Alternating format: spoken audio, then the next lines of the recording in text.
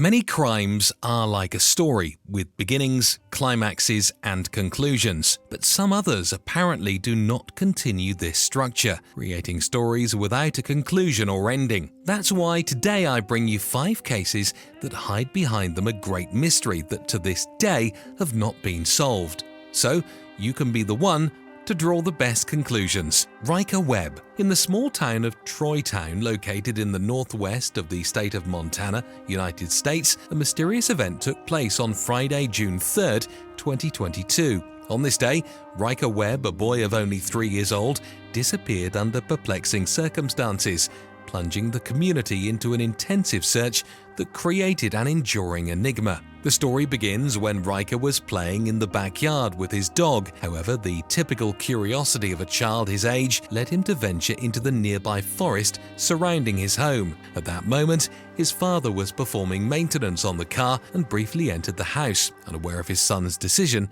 to explore further. It was only later that the parents realized Riker's absence, who, unable to find his way back home, had ventured into a forest known for its dense mountainous terrain and the presence of predators. The disappearance immediately triggered an extensive search operation, including all-terrain vehicles, uniformed personnel with canine assistance, and drones. However, unfavorable weather conditions and the density of the Bull Lake Valley forest hindered rescue efforts. The situation became increasingly critical, and the sheriff in charge of the search declared the difficulty of deploying additional aerial assets due to adverse weather. 2 days later, on Sunday, June 5th, neighbors reported finding Riker over 2 miles from his home inside a cabin where they stored a power generator. The police confirmed his identity and described him as scared but in good health. The photograph taken his medical evaluation revealed a peculiar expression attributed to a psychological phenomenon known as the 1,000-yard stare, commonly associated with deep trauma. The mystery of the case persists, as there are unresolved elements and intriguing puzzles. Questions arise about parental supervision during Riker's disappearance, as well as the timing of notifying the authorities of his absence 2 hours after the incident occurred. Although the case was open for a while, clear information about whether it was still closed or still under investigation is not provided. Many assert that the child who returned is not him, and the answers are not clear on this matter. This is surely a mystery that will not be answered for the time being. The Sodder Children. The mysterious event that marked Christmas Eve 1945 on the outskirts of West Virginia left the Sodder family immersed in tragedy and generated an unresolved enigma that persists to this day. The story unfolds in a 3-story wooden house where the family was celebrating Christmas. After opening gifts and retiring to rest, the house was consumed by flames, destroying the happiness the Sodder family had built over the years. The Sodder family, led by George and Jenny Sodder, was of Italian origin and immigrants, and their work life in the United States began with sacrifices and effort. The tragedy occurred on Christmas 1945, when 5 of the 11 children of the family disappeared in a fire that destroyed the house. The story highlights the context of the time, without television, and how the family was respected and middle class. The mystery begins with the disappearance of the 5 children, whose remains were never found. The official version suggests that a fire was caused by an electrical malfunction, but several perplexing elements fuel uncertainty. A strange call to the mother before the fire, the presence of suspicious individuals, the freezing of water in the firefighters' barrels, and the lack of response from firefighters on Christmas Eve are part of the enigma. Theories about the children's disappearance include the possibility of a fire set by the Sicilian Mafia as a retaliation for George Sodder's anti-fascist views. Illegal adoptions or organized crime are also speculated as motives behind the tragedy. The story reveals that the mother, Jenny Sodder, embarked on a tireless search,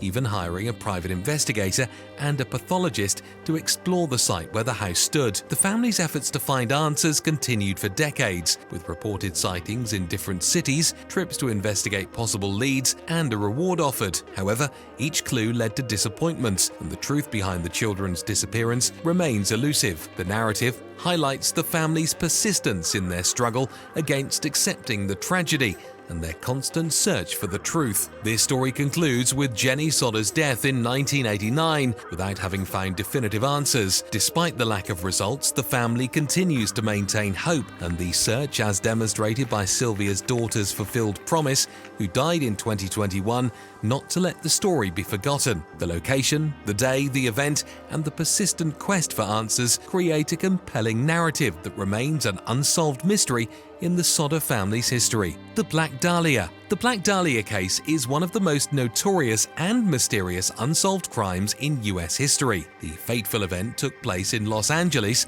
on January 15, 1947. On that day, Betty Bersinger and her daughter were walking in a deserted area when they came across what they initially believed was a mannequin. However, upon closer inspection, they discovered the mutilated and slashed body of Elizabeth Short, who would later be known as the Black Dahlia. Elizabeth Short, born on July 29, 1924 in Boston, was only 22 at the time of her tragic death. Her life was marked by adversity, from her father's business going bankrupt during the '29 crisis to her attempt to become an actress and model in Hollywood. Desperation led her father to fake his suicide, leaving Elizabeth and her sisters in a situation of extreme poverty. Determined to change her fate, Elizabeth moved to Los Angeles in search of opportunities in the entertainment industry. On the day of her death, Elizabeth's body was found in an empty lot, severed in two from the waist. The killer not only made precise cuts, but also removed all internal organs, leaving the body without a single drop of blood. The method used, known as the Glasgow Smile, involved cutting the victim's mouth from ear to ear, creating a disturbing expression on the deceased's face. The enigma of the Black Dahlia lies in the brutality of the crime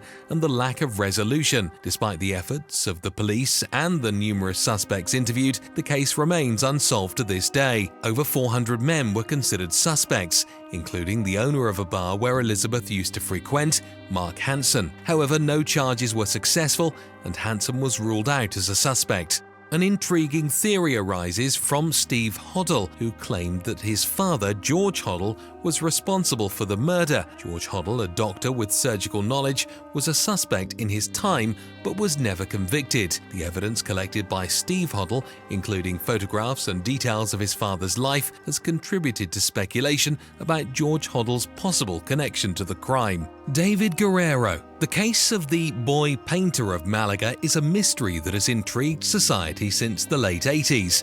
The story unfolds in Malaga, Spain, a place that gained international attention after Interpol classified the disappearance as extreme. The event took place on April 6, 1987, when David Guerrero, a talented 13-year-old boy, nicknamed the Boy Painter of Malaga, vanished without a trace. That day, David left his home in the Malaga neighborhood of 25 years of peace. After saying goodbye to his mother, Antonio Guevara, he had a snack and was headed to a job interview at an art gallery. David was already recognized in the art world, considered a prodigy at such a young age. The official version claimed that David never boarded the bus, but subsequent investigations revealed conflicting testimonies. Clues about his presence at the art gallery and the bus stop emerged, but confusion persisted. The family and the Malaga community rallied in the search, with protests and calls for increased police dedication. As months passed,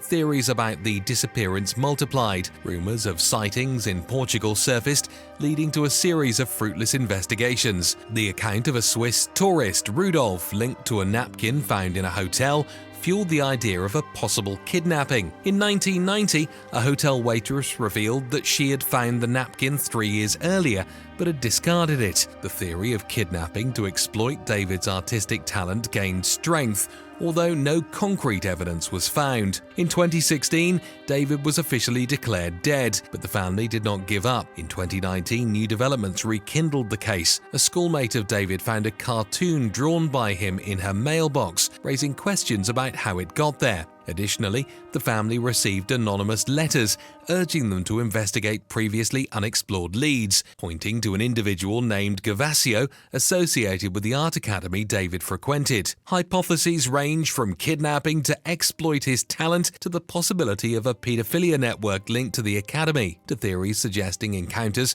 with an individual pedophile. The lack of solid evidence and confusion in testimonies contribute to the unresolved mystery surrounding the disappearance of the boy painter of Malaga, Paulette Jabara. The case of Paulette Jabara Farah, known as the Paulette case, took place in Juxquilla, state of Mexico. The event began on March 22, 2010, when little Paulette, a 4-year-old girl with motor and speech disabilities, was reported missing by her parents. The story begins when the mother, Lizette Farah, went to Paulette's room to wake her up and get her ready for school. However, she discovered that the girl was not in her bed. After searching the entire house without success, they alerted the police, marking the start of an intense search involving the community and the media. Despite efforts, no evidence of forced entry or kidnapping was found in the family's apartment. Security cameras did not record any suspicious movements. The lack of external evidence baffled authorities, leading to theories and speculations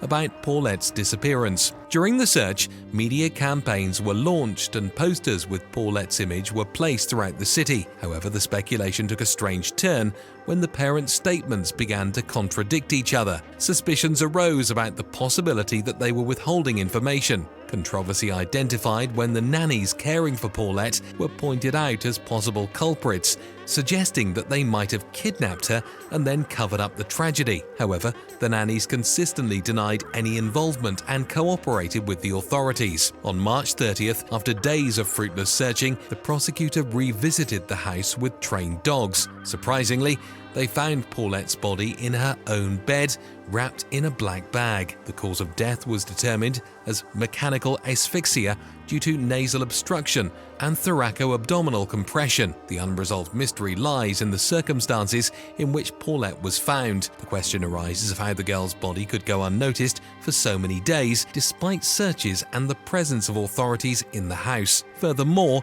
the lack of conclusive evidence regarding anyone's involvement in Paulette's death has left the case with an unresolved enigma. Some theories suggest the possible involvement of the mother, Lizette Farah, who became a subject of speculation due to her behavior after the incident, including seeking compensation from the government. Certainly, theories around this and other cases tend to be creative and sometimes surreal. Therefore, I leave it to your freedom to express what you think about these cases and what conclusion you would draw. But before we go, we can't leave without solving the biggest mystery. Why are you still not subscribed? If you enjoyed this video, I recommend doing so and turning on the notification bell so you don't miss any future videos.